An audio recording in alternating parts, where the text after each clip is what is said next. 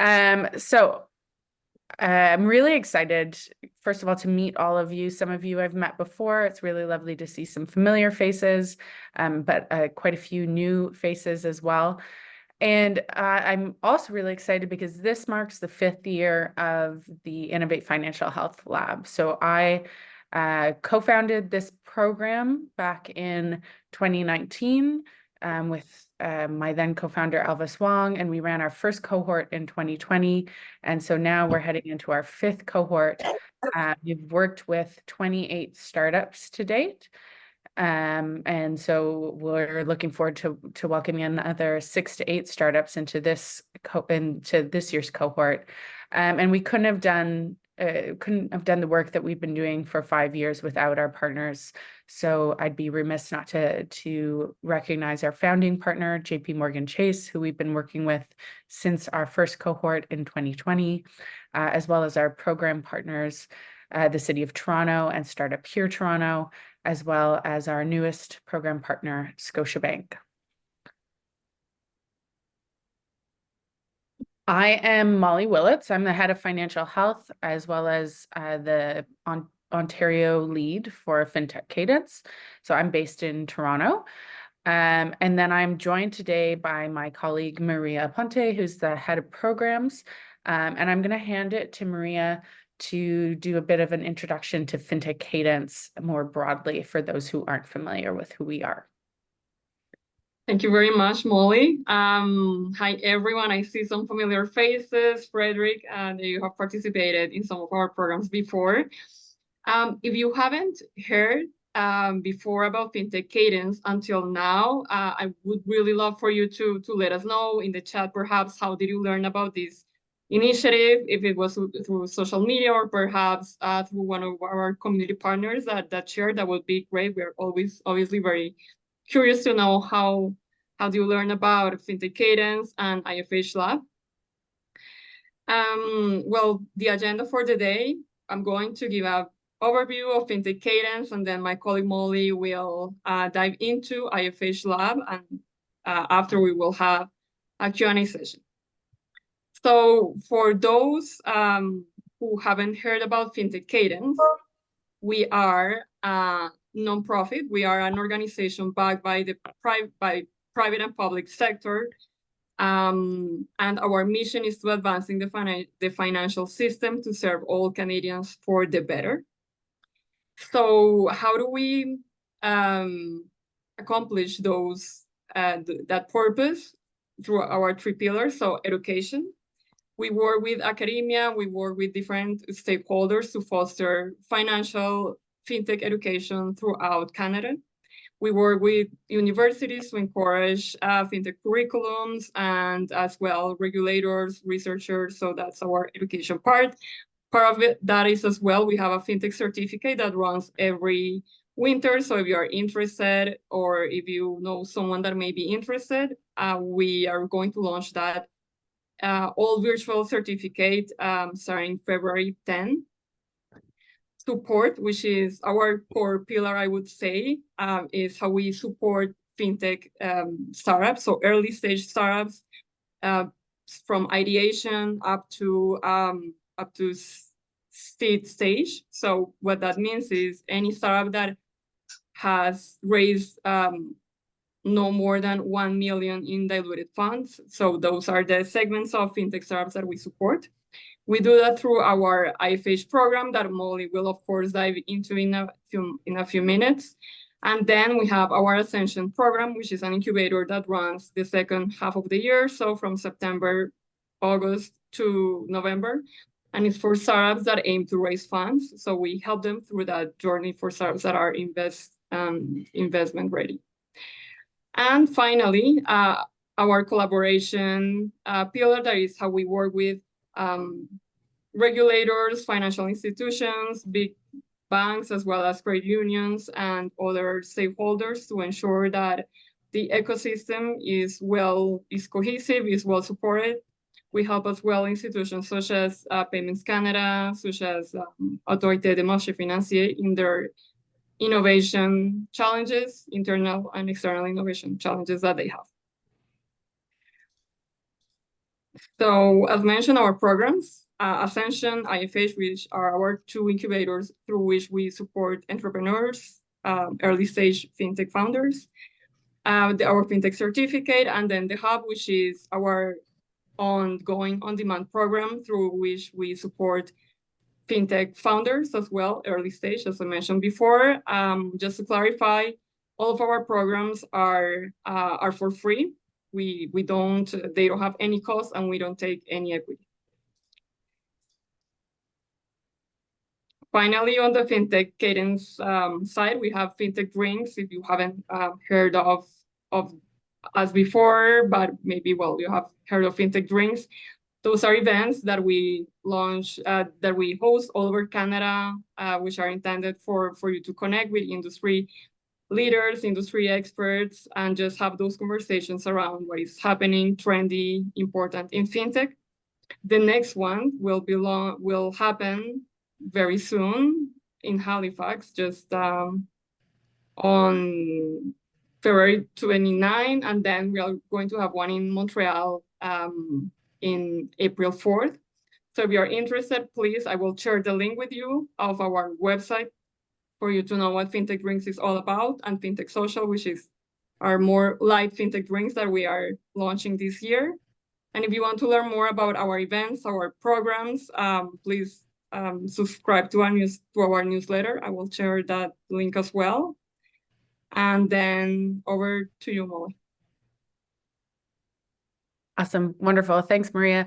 So, so now let's chat a bit about what IFH Lab specifically looks like. So for those who don't know, and Maria, maybe you can just go to the next slide. Thanks.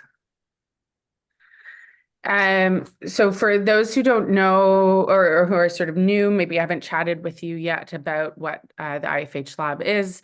IFH stands for Innovate Financial Health, and it is a program focused on early stage fintech startups who are addressing issues of financial resilience and financial inclusion for consumers as well as small businesses. And it comes from a belief that Canadians writ large need culturally relevant, they need affordable, and they need appropriate financial products and services, and that traditional financial institutions, financial services as they're sort of designed today, often don't meet the needs of everyday Canadians and small business owners. So as I mentioned, we as a program, we were founded in 2019, or we started in 2019 with the IFH Lab, ran our first cohort in 2020.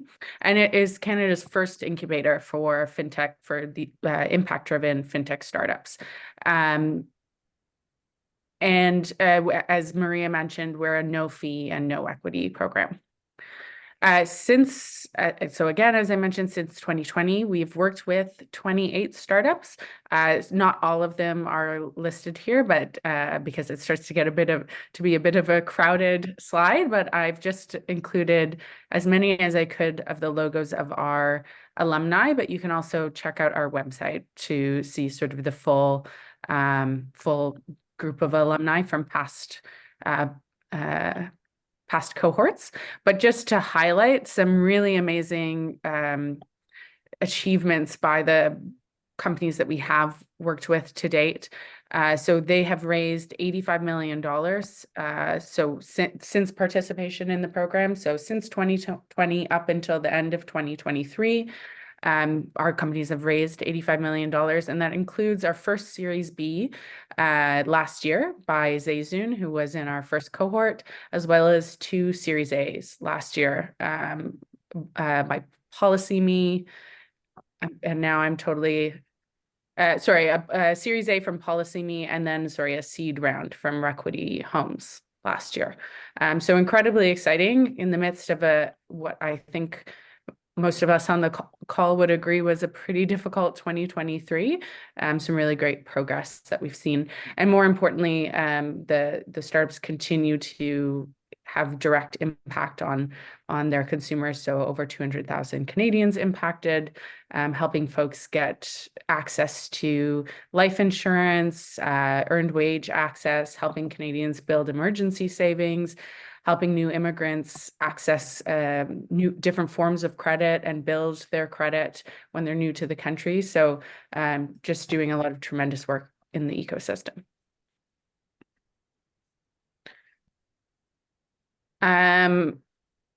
So why we're here, I don't want, I feel like we've sort of gone through this, but I'll add that the reason we started IFH Lab was that we saw that there were specific needs of impact-driven fintechs that in many ways reflected the needs of a sort of a typical fintech startup, but often were amplified by the fact that there was a sort of mission behind what they were doing.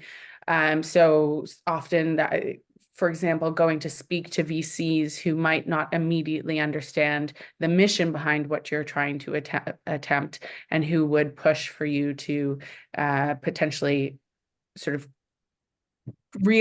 or shift or pivot to a more profitable consumer segment, for example, to reach profitability faster, but which would ultimately really impact your mission or sort of go against what you were trying to achieve as a startup, as well as finding industry experts or finding mentors and advisors who aligned with and understood what you were trying to achieve as a startup. So the impetus for the IFH Lab and why we're here really is we want to make sure that founders who are building impact-driven products don't feel the need to let go of their mission in order to achieve that they get the support that they need early on so that we can get these products that are ultimately going to be life-changing in many cases for Canadians to market, and that we can increase the chances of success for those startups. So what does the IFH Lab 2024 program specifically look like? So the program was going to take place over 3 months. So we'll begin on March 21st with our kickoff in Toronto, and we'll wrap up towards the end of June with a demo day. Date is still to be determined. As many of you may know, Collision does fall in June, so we're trying to figure out what makes most sense around those dates. We will work with typically 8 startups per cohort, but 6 to 8 startups, no more than 8, because it's really a priority to us that we keep our cohorts small, because the way the program is designed, there is a lot of one-on-one work, both with Maria and myself as program leads, but as well with the way we design the mentorship throughout the program. And it's a hybrid delivery. So we have online pieces as well as in-person pieces, and I'll touch on that in more depth in a second. So why participate in the IFH Lab? So we have a network, and I should update this. I think we're over 150 mission-aligned industry experts that we work with, and that's folks who are across financial services, including credit unions, the sort of larger banks, as well as companies like Coho and Wealthsimple and other larger fintech startups, but also across insurance providers, regulators, even sort of nonprofit financial empowerment organizations, investors, et cetera. So really running the gamut of the full sort of financial services and fintech ecosystem, and from across the country as well. And along the 3-month program, you get opportunities to network with that group of individuals. So including at our demo day, through our mentor speed dating, through one-on-one mentorship, and you end up typically meeting about, I would say, like 50 to 75 mentors directly through the in program, and then much more when you include the demo day. In terms of programming, so as I mentioned, it's a hybrid program. We have a 2-day orientation in March, so March 21st and 22nd. which will take place in Toronto. We will have a mid-program, 2-day mid-program intensive in Montreal, which is May 2nd and 3rd. And then we have our demo day at the end as our last in-person touch point. And then in between those dates, it's all virtual. So that includes one-on-one support with a mentor that you're paired with, one-on-one meetings with us throughout to make sure that we're staying aligned, we're staying in touch with what you're working on, what challenges you're facing, and how we can support you through them.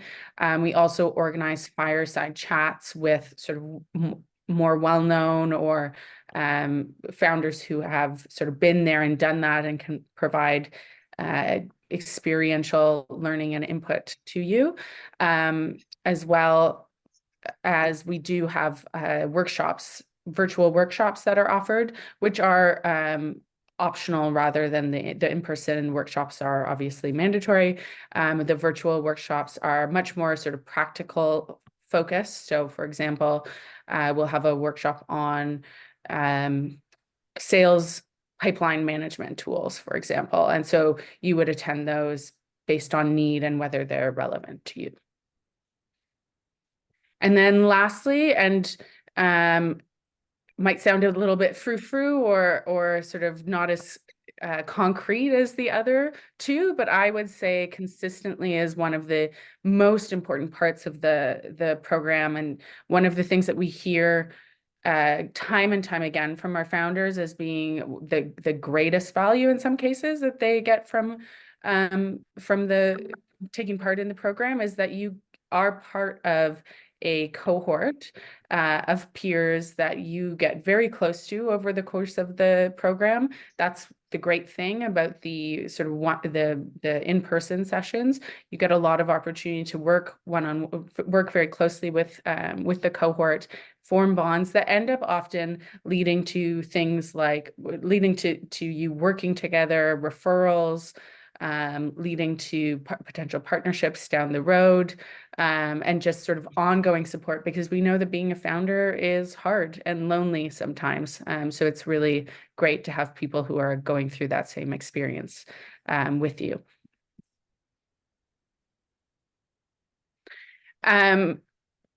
So just very quickly, as well as some extra pieces to mention.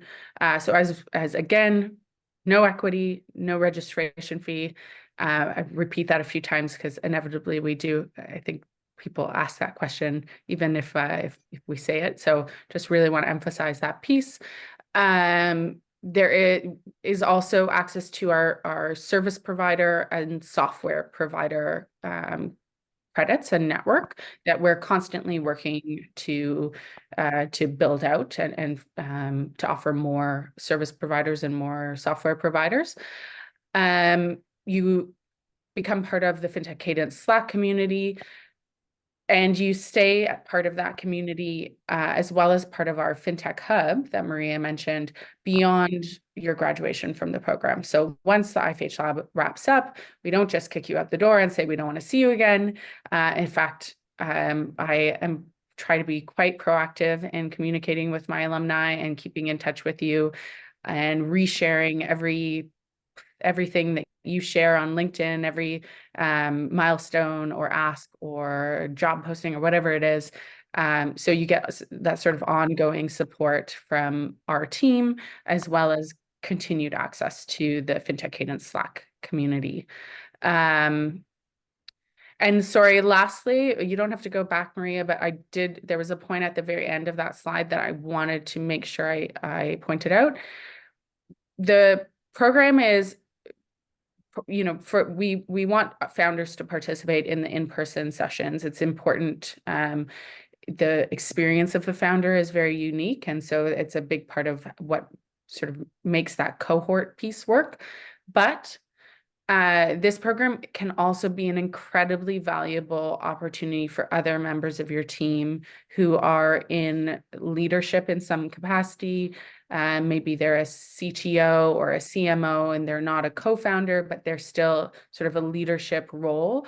and you would like them to develop a more leadership role within your company, this program can be a great opportunity for them as well. We welcome them to participate, particularly in those pieces that are relevant to their position.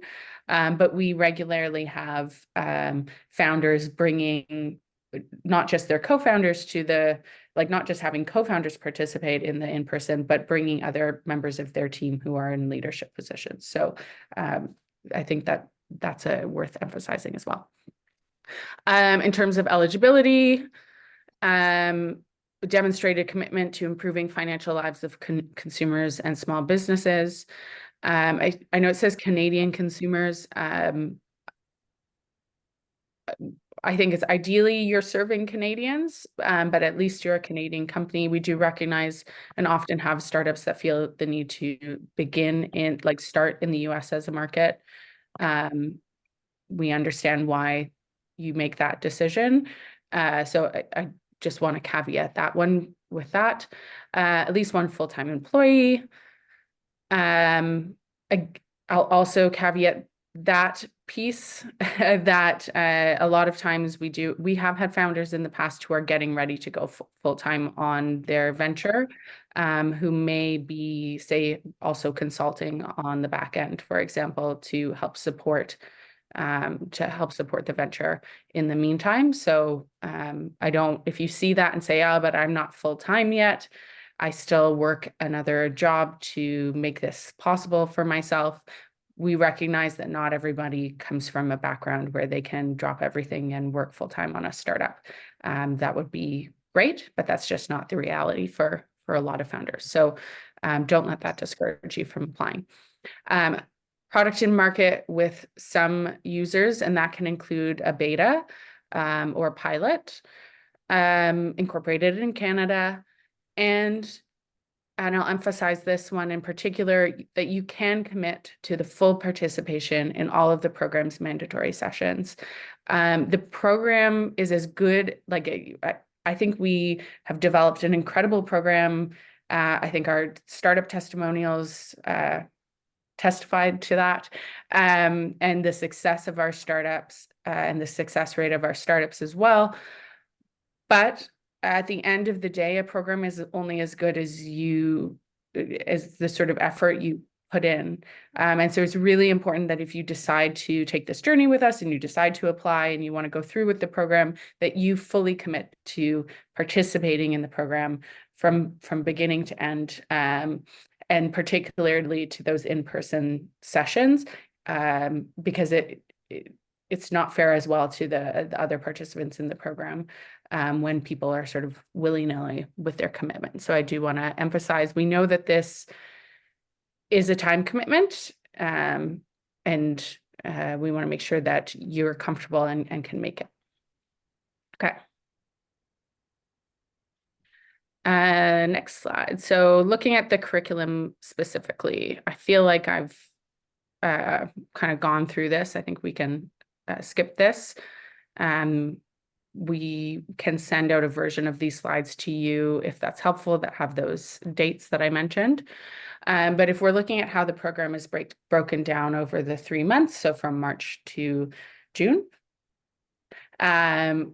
we divide the program across those 3 months into 3 sprints. And throughout those those month-long sprints, you receive one-on-one support from both us and mentors. And this very funny-looking graph sort of describes the journey that you go on. So we start with our in-person orientation and kickoff session in March. We'll have a focus sort of March through April on product market fit. We'll do planning and milestone setting with you as well in that month. In the March session, we also look at team leadership. Team leadership, we look at theory of change and impact measurement as well. The second, so April product market fit, we do a speed dating session that has a product market fit focus, and then you get paired with a one-on-one mentor who also will work with you on that sort of particular thematic area. In May, we kick off May with the second in-person series of workshops, and the focus there is really on sort of team. I should change this. Sorry, team and culture is in March. More focused on UI, UX, on tech, looking at creating your product roadmap, and go-to-market strategy and sort of growth strategy.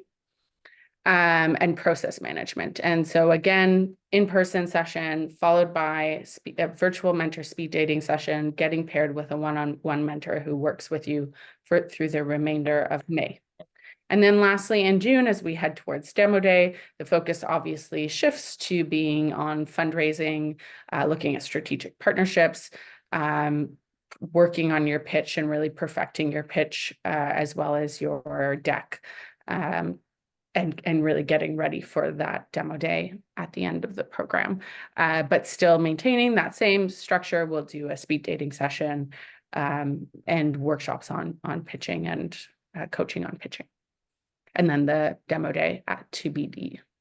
So this is what, outside of the in-person sessions, a typical sample month would look like, with the speed dating on the first Tuesday. And for those who don't know what I mean by speed dating, you go through 4 rounds of 30-minute meetings with 1 or 2 mentors per round, and you get a list of who you're going to be meeting ahead of time, and you sort of prepare a set of questions based on the expertise of the people that you're going to be meeting, and you get 30 minutes to sort of rapid fire get feedback and input from them on those particular questions or challenges that you're having. With hopefully also the goal that at the end of that session, you come up with some connections. We've had people bring folks on as official advisors after those sessions, for example. It's also just a great way to build your network. We do a fireside chat the next week, a optional virtual workshop the following week, and then you'll notice should be every other week we do office hours with myself and Maria. So all in all, you're looking at about a 6-hour a month commitment outside of the two-day in-person sessions.